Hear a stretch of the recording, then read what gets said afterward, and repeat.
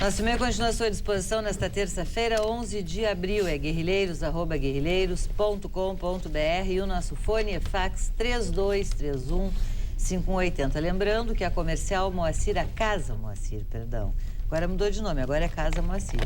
Está aberta todos os dias, inclusive domingos e feriados, nesta bela casa, aguardando a sua visita. Lá tem os melhores cortes de carne aqui da nossa cidade e produtos deliciosos de padaria e confeitaria. Sábado e domingo, meio-dia, tem o churrasquinho pronto com saladas deliciosas. Casa Moacir, Silveiro 272, teleentrega se preferir durante a semana, 3231-7666, JK.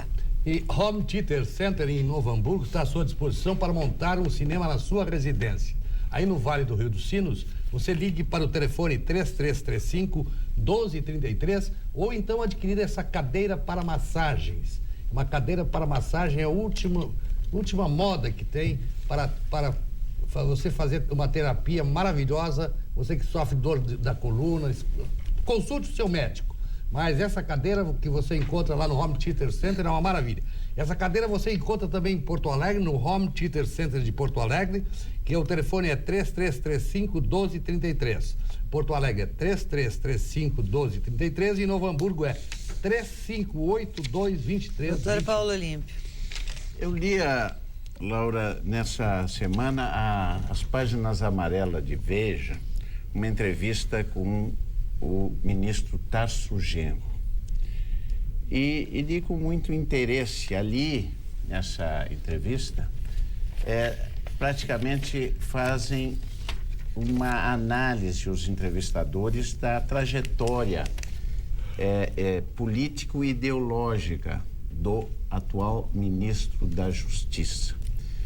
E está muito interessante a matéria, mas o que me chamou a atenção é que o ministro Tarso Genro, que nós acompanhamos aqui no nosso estado, com o brilho que tem, com a cultura que tem, era, na constelação do seu partido, PT, uma figura secundária no primeiro governo Lula. Porque as estrelas do partido e que estavam próximas a Lula era aquela representação do partido de São Paulo. Dirceu Genuíno. Gushken. Então era a trindade que praticamente acompanhava o presidente Lula. Mas com a crise que se estabeleceu no partido durante o primeiro mandato Lula, a figura de Tarso Genro surgiu e, aberto o espaço político, ele só cresceu. Verdade. Ele já ocupa o terceiro ministério e ocupou a presidência do partido no epicentro da crise. Verdade. Isto, Malheiros, me dá a ideia... E tá com muita força aí. De que... Ministro da Justiça. Ministro da Justiça. Convidou ontem o Nelson Jubim, seu conterrâneo, para ministro da Defesa. Só um pouquinho, JH. Eu chegaria lá. É o primeiro membro atuante da diretiva do PT que ocupa o Ministério da Justiça. Historicamente, o Ministério da Justiça é o posto, é o ministério mais antigo e é o primeiro posto ao lado do presidente. E mais, hoje, com o poder sobre a poderosa Polícia Federal. Pois bem, então nessa entrevista ele diz, eu tive o meu período de socialismo leninista, eu bebi na fonte de Lenin. Depois Gramsci e Bobbio, grandes filósofos, mas infinitamente mais moderados. Bem mais moderados do que Lenin, ou Lenine. Pois bem, e vem evoluindo, e eu admiro, acho isso uma virtude de um homem público, revisar seus conceitos, especialmente quando ele começa a enfrentar os problemas do poder, a gestão do poder. E da nação.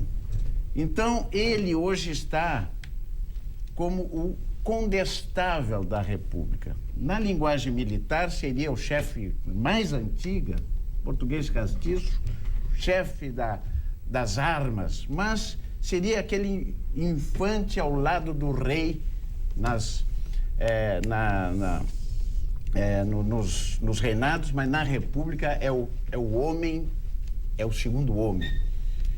E é admirável a trajetória de Tarso Genro. E mais admirável para mim, que tinha restrições sérias com relação à sua linha ideológica e acreditando na sinceridade do revisionismo por ele sofrido e já demonstrado, hoje como um republicano convicto, com respeito à ordem jurídica democrática posta, eu acho isso uma coisa fantástica. E eu quero destacar, para encerrar, Laura, coincidentemente, que coisa estranha e sugestiva, ele é natural de São Borja.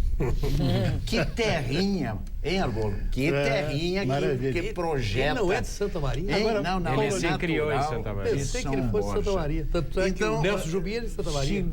Seguramente, tu disseste bem, hoje é um homem que está fortalecido. Está com força. Convidou o Nelson Jubim para ministro da Defesa. Goza da confiança e é o porta-voz político do presidente, que foi, segundo foi noticiado, e aí eu concluo com outro assunto, foi ao Nelson Jubim, ao ministro Nelson Jubim, para convidá-lo para ocupar o Ministério da Defesa.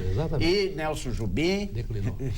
Sabiamente, a meu juízo, declinou, porque o atual ministro da Defesa, sabendo disso, já tinha que colocar seu cargo de demissão, o que a nação pede. Exato. Não, mas o homem não tem o chamado desconfiômetro. Não, mas ele é um espectro, né? Eu já ouvi o discurso dele. É um horror. Não, é um horror. Aliás, coisas fantásticas, né? Ele afirma que há uma crise na aeronáutica e o Zoanazzi diz que não há. Subordinado diz não existe. Desautoriza o ministro. Desautoriza. Aí depois teve que voltar atrás e disse não, diz o Zoanazzi.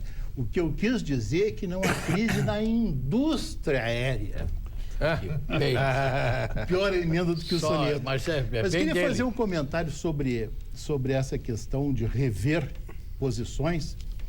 Na verdade, eu acho que todo o PT reviu suas posições, né?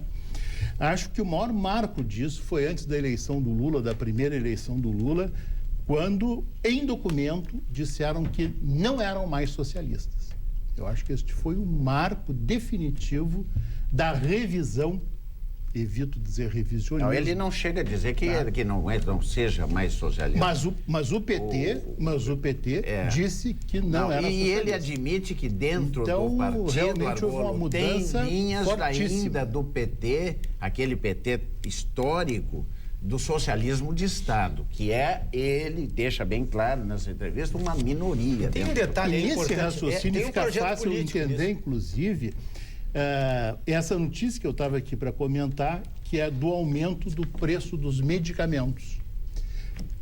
O governo Lula, assim como foi com o governo Fernando Henrique, continua de joelhos diante da potência da indústria farmacêutica.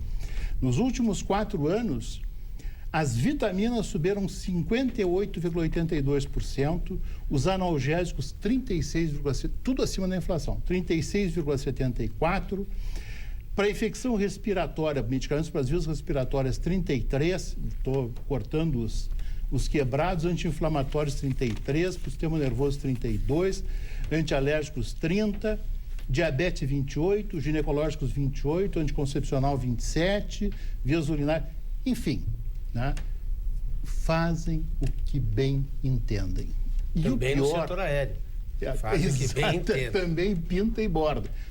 E o que é pior é que nós estamos vendo um esforço dos secretários de saúde, está uma mobilização nacional dos secretários de saúde que querem estabelecer guidelines, querem estabelecer normas, protocolos, segundo as quais o médico terá que prescrever de acordo com aquilo que o Estado pré-estabeleceu. Aqui no nosso estado, temos um colega que tem feito toda uma campanha, né, para evitar que os médicos prescrevam o que entendem que é melhor para o seu paciente. E que, aliás, é interessante, né? Súmula vinculante? É uma súmula vinculante.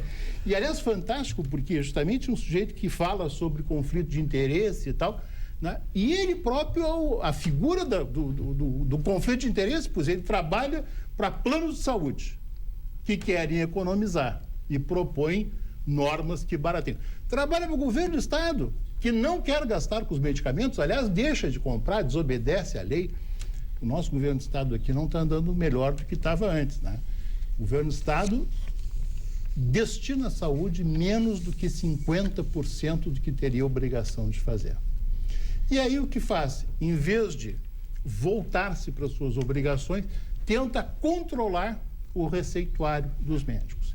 E está fazendo um lobby muito forte em cima dos juízes, porque quem ainda garante os direitos do cidadão na área da saúde tem sido os juízes, porque o sujeito precisa da medicação, o Estado não dá, a pessoa recorre à justiça e a justiça determina que o Estado cumpra com a sua obrigação. E aí acontece uma coisa, finalizando, uma coisa fantástica. A assistência jurídica gratuita, que me esqueço o nome, do Estado. Geralmente é a Defensoria Pública. Defensoria Pública. A Defensoria Pública, esses tempos vi uma entrevista da coordenadora da Defensoria Pública do governo passado. E ela dizia o seguinte, que não há condições de manter o atendimento que eles precisam.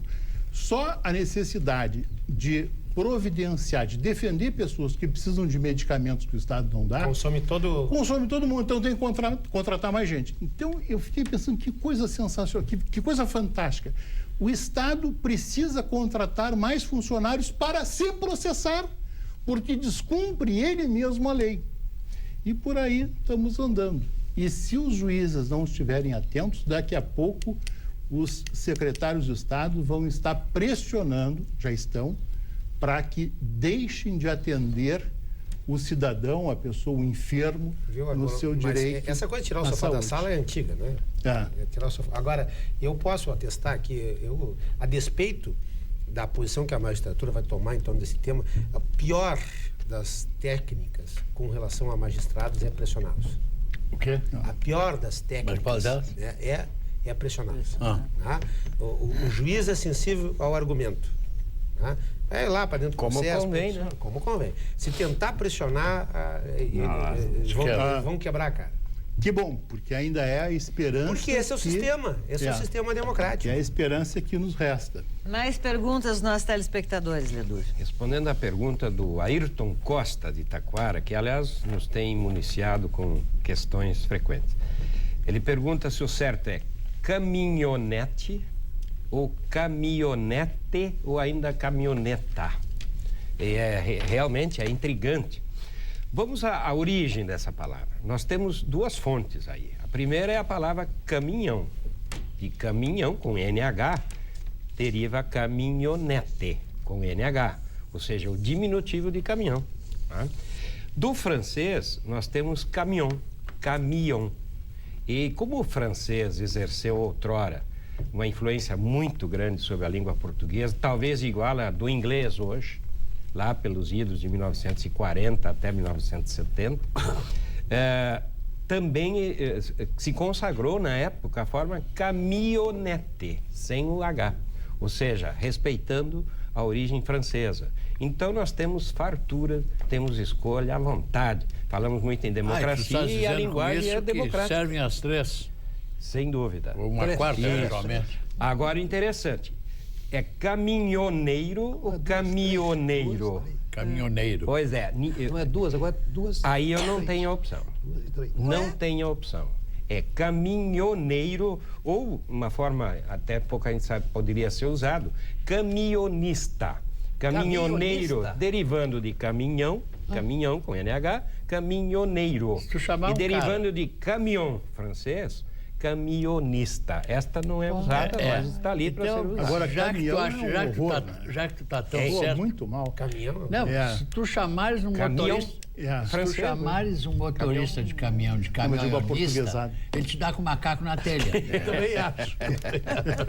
Vai achar que tá ofendendo. Claro. E a família... Ó, caminhonista. Pois é, mas é uma forma que está lá nos dicionários, podem verificar. Explica para ele depois. E o caminhoneiro não sabe disso. Sabe que uma ocasião o empregado disse pro tio meu, não, isso está no almário.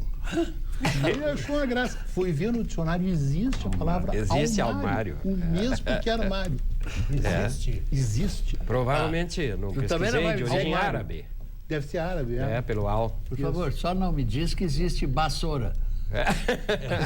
Isso é espanhol, lá na Não, porque lá em fronteira casa, usam uma muito. vez eu ouvi. Não, mas vou dizer, mas tem Vassoura, taubinha. Talbinha, partilheira, Talbinha vai fazer as partilheiras. selário. Tauba. Como é? Selário. Selário, quem Recebe no final do mês, teu selário. O Tu não salário, recebe? salário. Sei lá, mas que é isso? Você já. Aí, Polmac, está pensando em JK. Só um pouquinho, JK, só um pouquinho. O JK Aí, estraga. Quando a gente está dizendo uma bobagem, o JK estraga. Tinha que JK se crescer, atravessa. Paulo. Devia interromper quando a gente fala sério. Nessa linha da linguagem popular, especialmente nos rincões interioranos. É verdade, ainda continua. Do coisa, escuta, fulano, vai lá e dá uma bombeadinha. Vai bombear se o fulano tá lá, bombeadinha. Né? Bombear. Ó. Bombear está dicionarizado. Bergamota o termo ou bergamota? castiço é o indivíduo que vai Olha, prescrutar. Exatamente. É o homem que está à linha das Essa- tropas para bombear. Eu suspeitava, será vem do e aí que o isso, Paixão bombar? Cortes Como? disse que é essa. Virar do quê? De usar bomba de água, que tem ida e volta. Né? E é bergamota ou vergamota? Aí nós aqui usamos. Aí no seu Sebastião do Caí, como é que diz? Isso. Em outras regiões não é nenhuma nem outra. Nega morta. Mexerica. É mexerica. Tem nega morta também. Eu tinha uma, Tem eu negra tinha- morta eu também, tinha mas são duas palavras. O irmão pequeno que não sabe, ouviram nega morta.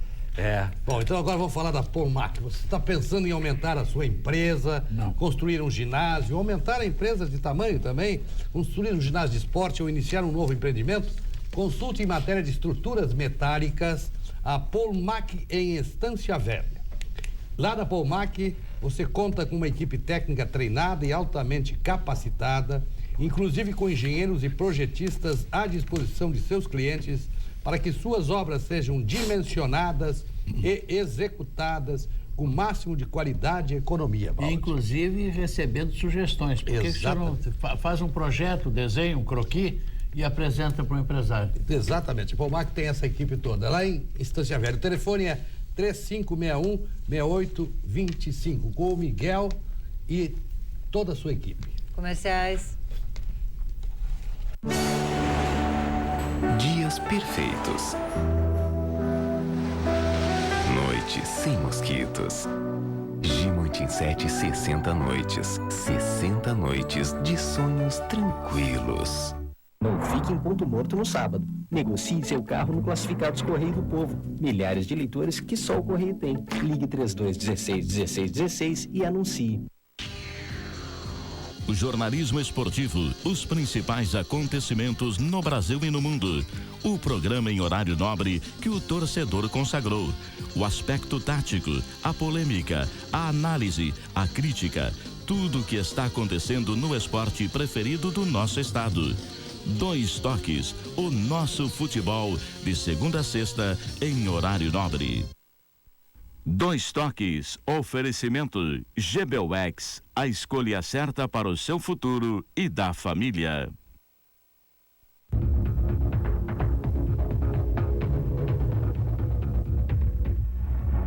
Fernando. Mas, Laura, sabe que essa semana uma decisão da Corte de Direitos Humanos Europeia sacudiu, né, o mundo inteiro, né, pelas suas consequências, eu diria, éticas e filosóficas. Né? Uma determinada senhora, Paulo, sofreu de câncer no aparelho reprodutor e não tinha mais condições de produzir óvulos. Quer dizer, ela não tinha mais como disseminar sua carga genética, nem com fecundação in vitro.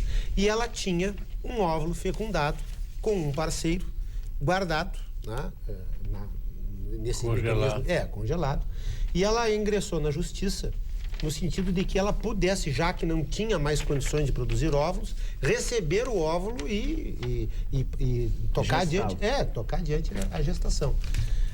Originalmente essa questão foi decidida na Inglaterra e a lei inglesa diz que nesses casos, na fecundação in vitro, essa é uma longa discussão que até hoje não se chegou efetivamente a uma conclusão. A lei brasileira ainda tem grandes limitações em relação ao tema, que qualquer etapa dessa gestação e desse procedimento deveria haver consenso, né? Tanto daquele que ofereceu o material genético, o homem, o espermatozoide, quanto a proprietária do óvulo, a dona do óvulo. Bem, se chegou à conclusão de que como ele não deu consentimento, ela não poderia, né, abraçar e gestar esse óvulo. Ela, uma mulher que não tem mais condições de reproduzir e que era a última chance, tá, que ela tinha no sentido de ter um filho com a sua carga genética. Tá? Evidente que nós estamos tratando de paternidade, de maternidade, de filiação, enfim, são questões muito delicadas. E imagina-se ela podendo gestar um filho contra a vontade do proprietário, daquele que tem a carga genética do lado masculino. Mas, ao mesmo tempo, é um drama imenso, tá, de uma enorme magnitude dessa mulher que está privada da maternidade daqui para sempre, porque esse óvulo vai ser inutilizado, já que não há a anuência do cidadão. Um verdadeiro impasse ético, um verdadeiro impasse filosófico. O que é mais relevante?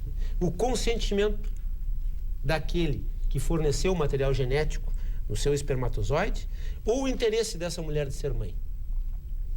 Diante deste impasse, como normalmente acontece nas cortes, prevalece a lei.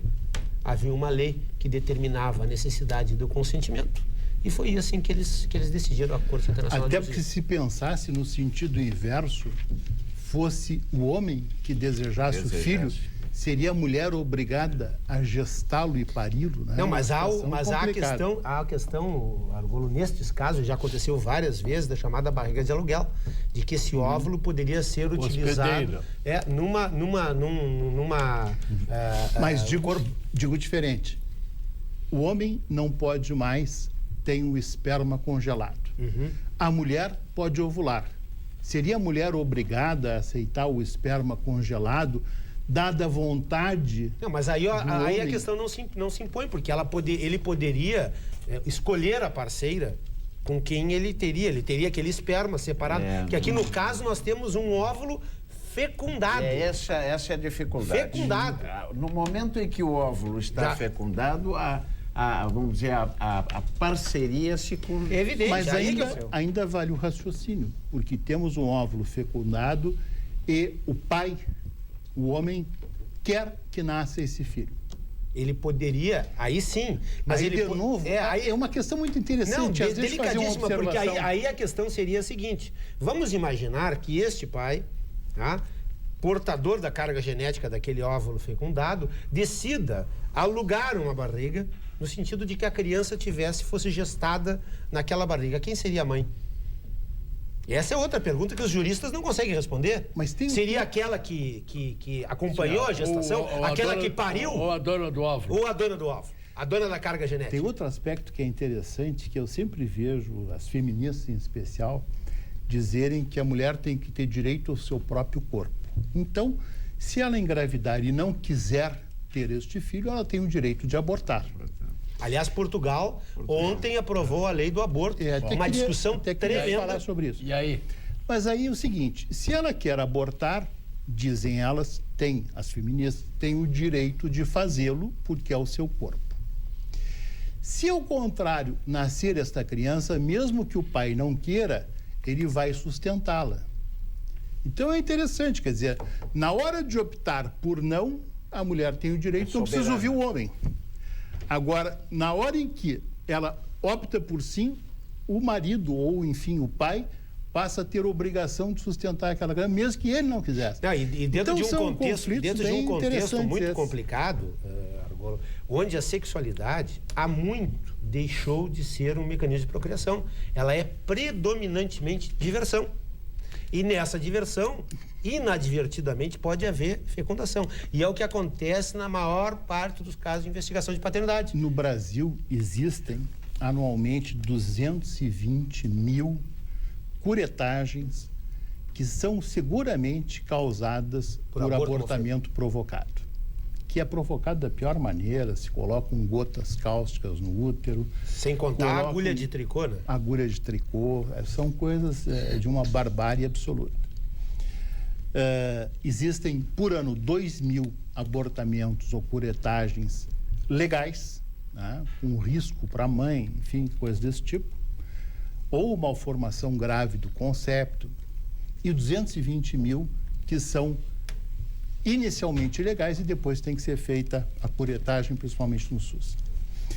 Agora vem o ministro da Saúde propor a discussão desta questão. E o que me chama a atenção é que esta é uma questão que, embora tivesse muito em voga em Portugal, não é um clamor da população aqui no Brasil. Então, na verdade, está o nosso ministro da Saúde tirando da cartola uma questão polêmica, quando deveria estar discutindo por que o governo esse ano vai tirar 5,8 bilhões de reais da saúde. Bilhões. E já deixa de colocar na saúde os 35 bilhões do IPMF que tinha que colocar. Então, se a gente fosse perguntar o que é que está matando mais pessoas no país hoje, seguramente o desvio de recursos que o próprio governo faz, do que o abortamento. Deixa eu entender, está sustentando que essa questão da discussão do aborto no Brasil seria uma espécie de cortina de fumaça. Não tenho a menor dúvida. Pois é. Não, porque não tenho a menor dúvida. Efetivamente. Porque logo as pessoas aderem a essa discussão do aborto. Não, né? Eu acho que é uma discussão muito importante. Uma discussão muito importante. Não, também uma discussão acho. de grandes também repercussões éticas.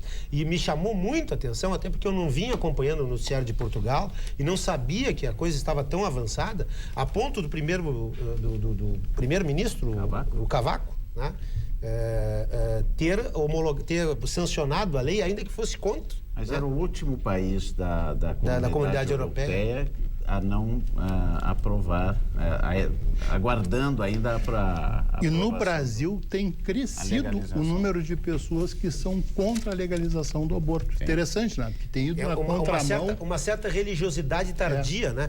Porque especialmente hoje na Europa... são 65%, numa pesquisa da Datafolha agora, de alguns dias atrás, 65% dos entrevistados disseram que não querem a modificação da lei, que aí poderia ser tanto a legalização do aborto, quando ampliar o leque de possibilidades de abortamento legal. Eles não querem mexer nisso. Interessante. O ministro trouxe recorrentemente essa discussão sobre o aborto e recorrentemente se ouve sobre pena de morte. E a nação é chamada a plebiscitar, quer dizer, a escolher.